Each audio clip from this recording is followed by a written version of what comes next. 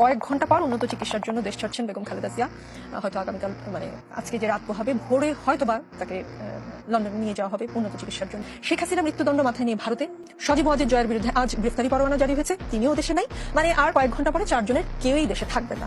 -4 বলতে যে তথ্যের কথা বোঝানো হয় সেটা না হলেও 4 জনের কেউই আর দেশে থাকছে না। বিষয়টি কেমন লাগছে জামায়াতে ইসলামীর? প্রথমে আপনার এই -4 আমার বিরাট আপত্তি। Hasina is a dead body, Joy never own this country. তার মার মতো, তার নানার মতো এটা বিশ্বাসঘাতক।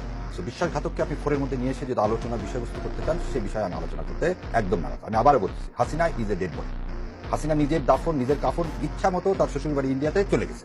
আপনি তাকে আবার নিয়ে আসতেছেন কেন? রাজনীতিতে তাকে কেন আপনি একটা পার্ট করতে চান?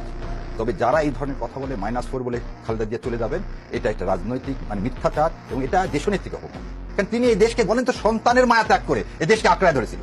ওই আলিয়া মাদ্রাসার মাঠে একটা অসুস্থ মানুষকে কিভাবে নিয়ে গেছে, তারপরও রাজি হয়নি। তিনি কোনদিন একটা দরখাস্ত করেনি, তার ভাই বোনেরা দরখাস্ত করছে তার মেডিকেল ট্রিটমেন্টের জন্য বাইরে। আপনি একটা দরখাস্ত দেখাতে পারবেন না যে দরখাস্তের সাইন আছে বেগম খালেদা জিয়া আমাকে ট্রিটমেন্টের জন্য বাইরে পাঠাও। তিনি যেদিন 5 তারিখে যেদিন সন্ধ্যাবেলা মিটিং হলো, খালেদা জিয়াকে একবার বলছে আমার মুক্তির জন্য ব্যবস্থা করো। সারা দেশ বলছে তিনি আপসীর নীতি, তাকে পুরস্কৃত করো যে সন্তানের চেয়ে দেশকে ভালোবাসছে। আপনি সেই তাকে নিয়ে আসতেছেন কার সাথে? একটা ফ্যাসিবাদ, একটা মনস্টার, একটা দাসী, স্লেভ এবং ভারতের মুখ্যমন্ত্রী, তার সাথে তুলনা করতেছেন।